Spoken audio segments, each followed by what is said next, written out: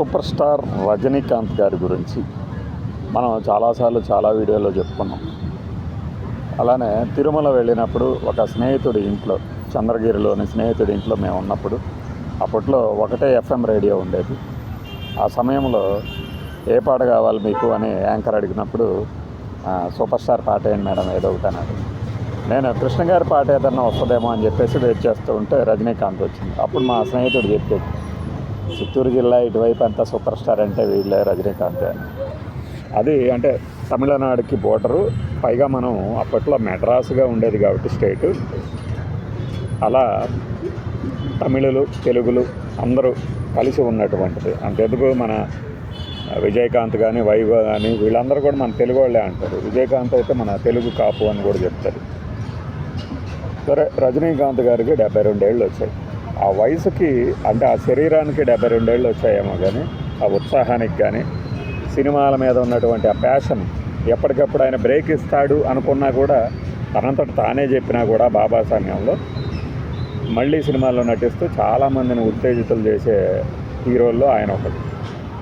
ఈ బాబా సినిమా గురించి ప్రస్తావనతో మనం కొద్దిగా వెనక్కి వెళ్ళి కరెక్ట్గా రిలీజ్కి సిద్ధమైన రిలీజ్ అయినటువంటి నరసింహ సినిమా గురించి మాట్లాడుకున్నాం. అలానే దాని సీక్వెల్ విశేషాల గురించి. ఈ 1999 ఆ సమయంలో వచ్చినటువంటి నరసింహ తర్వాత ఆయన ఖ్యాతి, రజనీకాంత్ ఖ్యాతి కొన్ని ఖండాలకు వ్యాపించింది.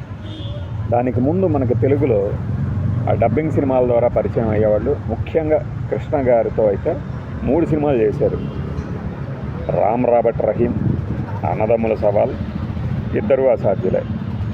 ఈ మూడిట్లో కూడా కృష్ణ గారికి అన్నయ్యగానే లేదంటే పెద్దగానే కనిపించారు ఆయన. నిజానికైతే కృష్ణ గారి కన్నా తక్కువ వయసు అయింది. అలానే కృష్ణ గారితో షూటింగ్లకు వెళ్తున్నప్పుడు కృష్ణ గారే ఆయన స్వయంగా తన కారులో తీసుకువెళ్ళిన సంఘటన రజనీకాంత్ గారే చెప్పారని చాలాసార్లు చూసుంటారు.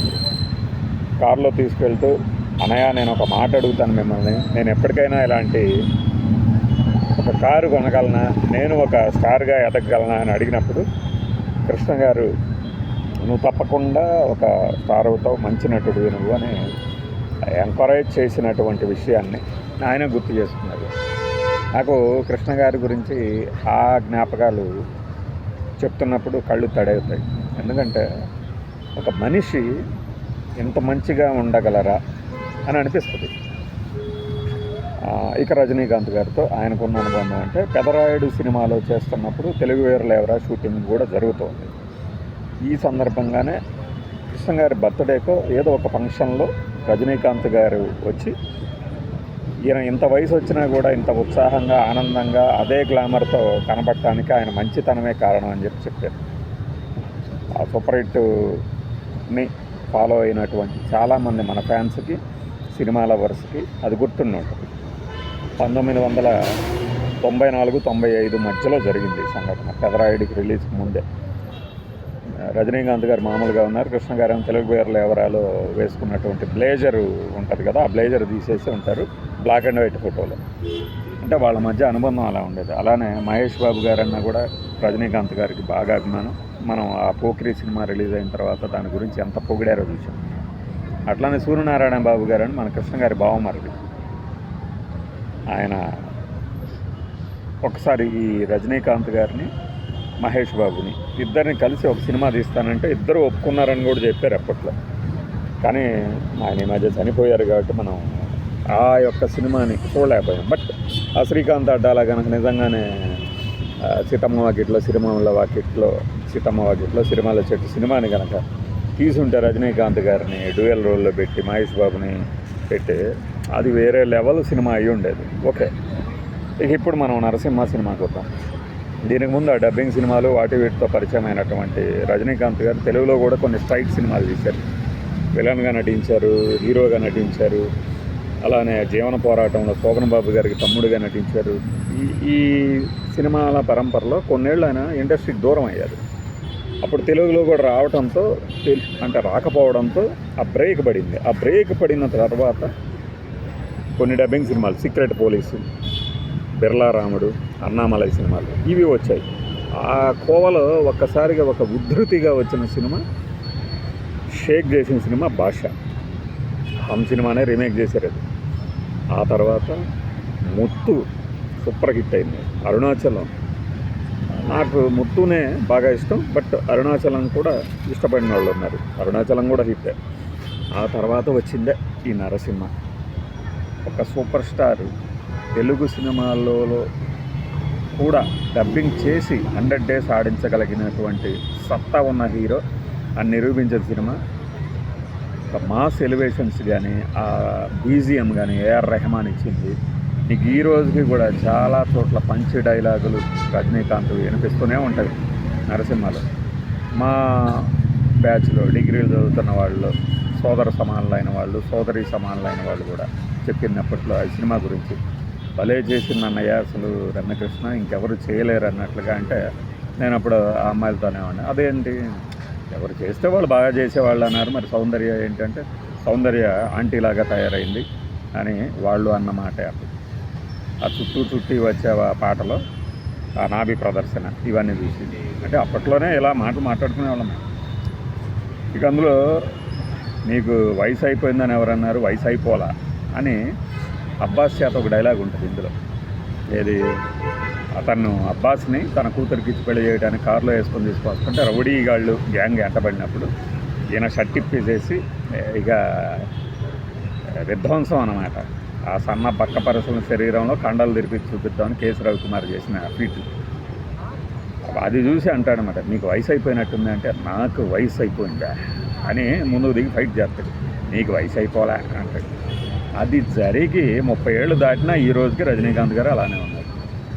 రోబో సమయంలో ఒక ఈమెయిల్లో ఫార్వర్డ్ చేశారు, గుర్తుంటే యాహూలు రెడీఫ్లు వాడిన వాళ్ళకి గుర్తుంది చాలామంది.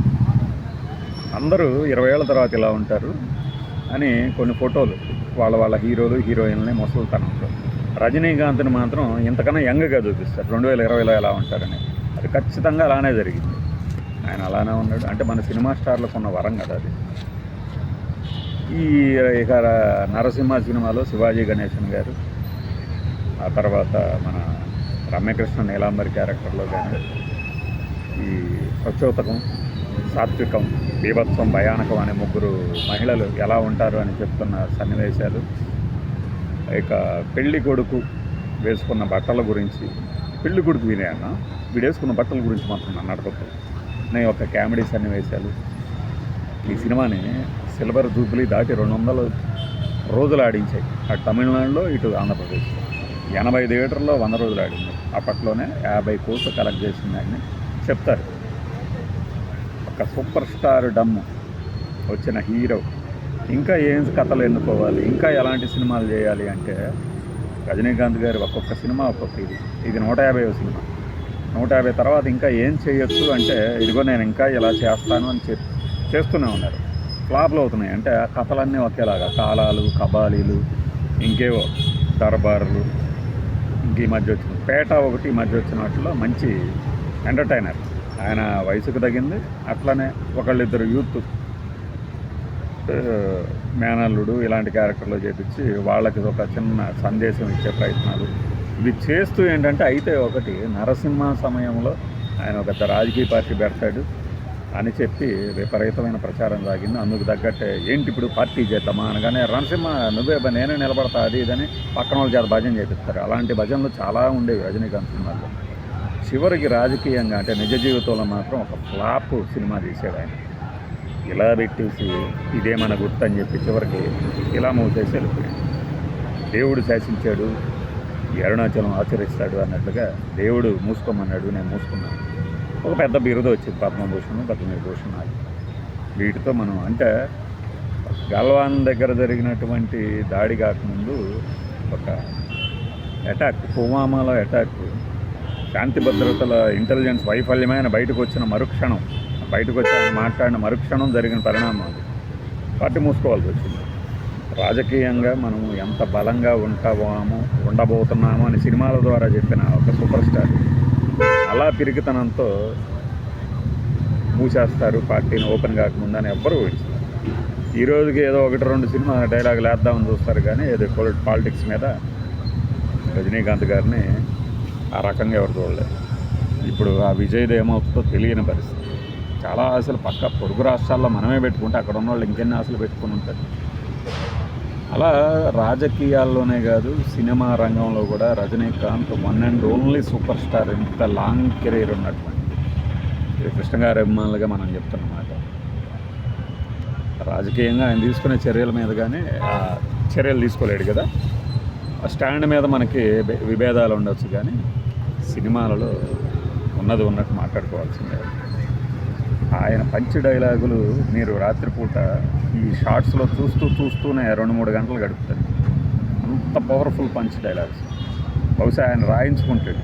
ఈ నరసింహ సినిమాలో కూడా అంతే. ఈయన రమ్యకృష్ణ గారి ముందు ఏ సీటు లేకుండా ఖాళీగా నిలబెట్టి అవమానిస్తుంది అన్నప్పుడు పైకి వేసి ఉయ్యాలనేసి దాని మీద కాలు మీద కాలేసుకునే సన్నివేశం కానీ, ఆ తర్వాత తన కూతురు ప్రేమించాడు ఈ అబ్బాస్ అన్నప్పుడు తన మేనల్లుడు రమ్యకృష్ణ మోసంతో నేను ఇక్కడ చేసుకోను అన్నప్పుడు అవమాన భారంతో వెళ్ళిపోతున్నప్పుడు ఆకుల చిన్ని కృష్ణ అతనే రైటరు. ఇక్కడ ఈ సీను మన ఫ్యాన్స్ ఏమన్నా అంటారేమో అంటే, లేదు ఇలా ఉండి మొదట దెబ్బతిని తర్వాత తీసే దెబ్బ కోసం ప్రేక్షకులు ఎదురు చూస్తారు అన్నప్పుడు ఆ సూపర్ స్టార్డమ్ ఉన్న హీరో దాన్ని మెచ్చుకున్నాడు అని చెప్తారు. అప్పుడు చెప్పారు, ఇప్పటికీ చెప్తుంటారు. ఆ ఇంటర్వ్యూలు చూడండి. మార్పులకి అంటే ఒప్పుకునే హీరో, తన స్టార్డమ్ ఎక్కడ తగ్గాలో అక్కడ తగ్గి పెంచుకునే హీరో రజనీకాంత్. ఈ నరసింహ తర్వాత వచ్చింది బాబాలో పరాకాష్ఠకి చేరిపోయింది ఆ భజన. అందుకే సినిమా ఫ్లాప్ కావడంతో 3 ఏళ్ళు ఆగి చంద్రముఖి అనే ఒక సినిమా తీయాల్సి వచ్చింది.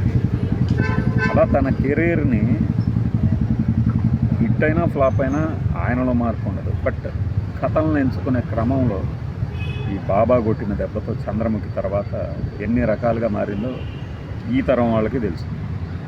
మీకు నెంబర్ 1 హీరో అని తమిళనాడు నుంచి తెలుగుకి డబ్ అయినటువంటి భాష వచ్చే 30 ఏళ్ళైనా ఈ రోజుకి నెంబర్ 1 స్థానం రజనీకాంత్ గారిది. అంటే ఆయన వేసిన ముద్ర తమిళనాడు మీద ఎంత బలంగా ఉందో అర్థం చేసుకున్నాం.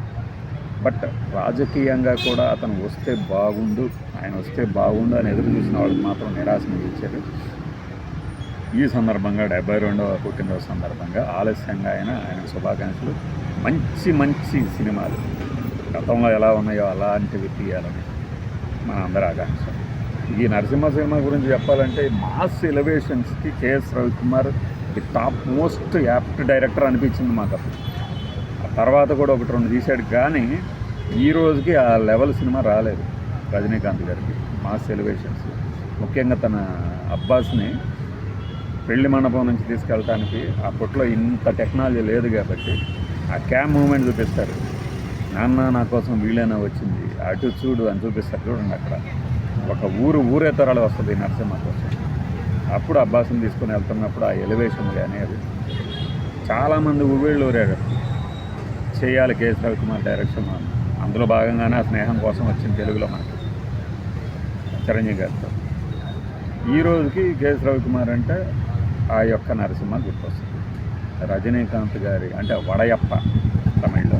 అందుకే చివరిలో ఈ క్యారెక్టర్ నీలాంబర్ క్యారెక్టర్ చచ్చిపోయే ముందు పెద్దగా అరుస్తుంది కదా వడయప్ప అని. ఇప్పుడు నువ్వు ఇలా అనగానే ఏది తప్పులన్నీ ఒప్పుకొని నేనేదో పశ్చాత్తాపడతాను అనుకుంటున్నావా, ఇప్పటికీ ఎప్పటికీ నీలాంబర్ని అని చెప్పేసి చనిపోతుంది కదా. ఇప్పుడు దాన్ని సీక్వెల్ తీస్తారంటున్నారు. ఎలా తీస్తారు ఏంటి అనేది బాగానే ఉంటుంది. అయితే ఏంటంటే అంచనాలు ఎక్కువగా ఉంటాయి. ఇన్నేళ్ల తర్వాత వస్తుంది కాబట్టి ఒకవేళ వస్తే ఇంకెలా ఉండబోతుంది, రజనీకాంత్ గారు ఏం చేయబోతున్నారు, ఆయన నుంచి ఇంకా మ్యాజిక్ ఎక్స్పెక్ట్ చేస్తున్నాం. మేము చేస్తున్నాం. పొలిటికల్గా తీసి పక్కన పెట్టండి. ఆ విమర్శలు ఆయనకి నచ్చింది ఆయన చెప్తాడు, దాన్ని ట్రోల్ చేసేవాళ్ళం చేద్దాం. బట్ సినిమాల పరంగా the one and only super star. ఇంత లాంగ్ కెరీర్ ఉన్న సూపర్ స్టార్ని నేను అమితాబ్ బచ్చన్ గారిని చూశాను, ఈయన చూశాను. తెలుగులో సూపర్ స్టార్ కృష్ణ గారు తిరుగులేదు, ఇంకెవరికి లేదంట.